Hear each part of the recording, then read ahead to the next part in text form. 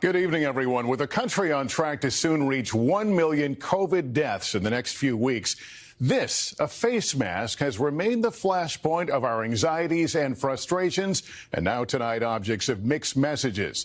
Today, there were celebrations in the sky as federal mask requirements for flyers and other means of transport were abruptly ended.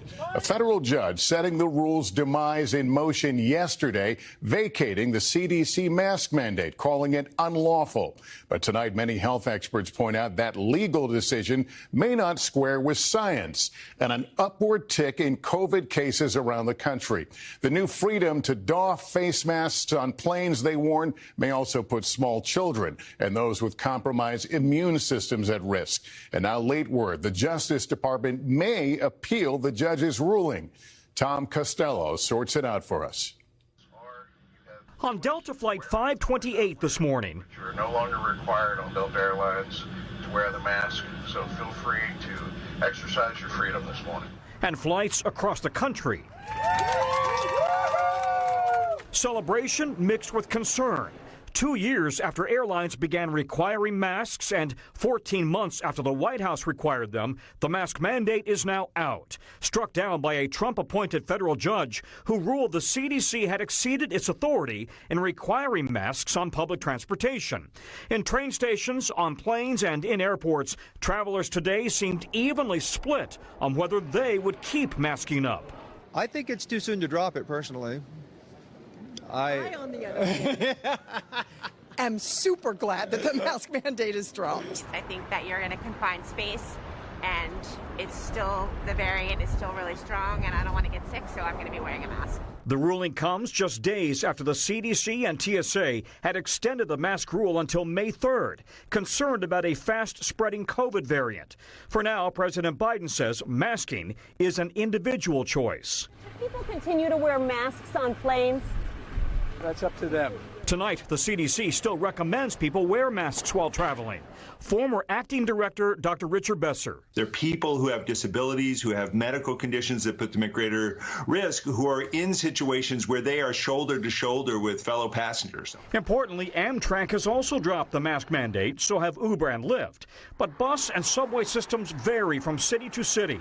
Washington, D.C., Philadelphia, and Seattle have dropped the mask orders, while New York City is keeping its orders for now. We are going to continue to encourage New Yorkers to wear masks on the subway, and we believe that we have the authorization to do so. But with air traveler numbers approaching pre-pandemic levels, the airlines have been calling for an end to mask regulations. Flight attendant Jared Fielding was on board Alaska Airlines 2126 when he got the news. Oh man, it was like Christmas. Just huge relief. For more than a year, flight attendants have been on the receiving end of disruptive, even abusive behavior, with the mask mandate getting much of the blame. It's been a really hard 2 years and 3 months, and everyone is at stress level 10. And so we got to give each other a break. And Tom, there's late where the government may appeal this judge's decision. What are they saying? Justice says it may appeal if the CDC insists that the mask mandate is needed, but the Justice Department would not go for a stay. It really is concerned that this judge may have set precedent prohibiting the CDC from taking action like this in the future with another health emergency. Lester? All right, Tom Costello, thanks very much. Joining us now is Dr. Tom Frieden, former director of the CDC and president and CEO of Resolve to Save Lives. Doctor, we're glad you joined us. We've seen a lot of happy faces on airplanes. Is this cause to celebrate? Well, not if you're immunosuppressed. If you're immunosuppressed, it just got more dangerous to fly in the U.S. And that's unfortunate because, like it or not, we really are all connected. And wearing masks is a low-cost way of keeping our economy growing. What do you say to families that are traveling with children under 5 and therefore are not eligible for vaccines? Well, it's a challenge, and one of the things that people who are vulnerable can do is to mask up and to up their mask game with an N95 mask that's more likely to protect them if people around them are not wearing masks. we also recognize that people are really sick and tired of this pandemic, but unfortunately, the virus isn't tired of making us sick, and we need to adapt as the virus increases or spreads or decreases. But I think it's unfortunate that we may be moving away from a recognition that we have a responsibility to protect those who are most vulnerable among us. And you're looking at the numbers right now. These subvariants are beginning to spread in more places. Is this going to make the situation more dangerous as we continue to drop our guard on several fronts? Really, we need to be adaptive.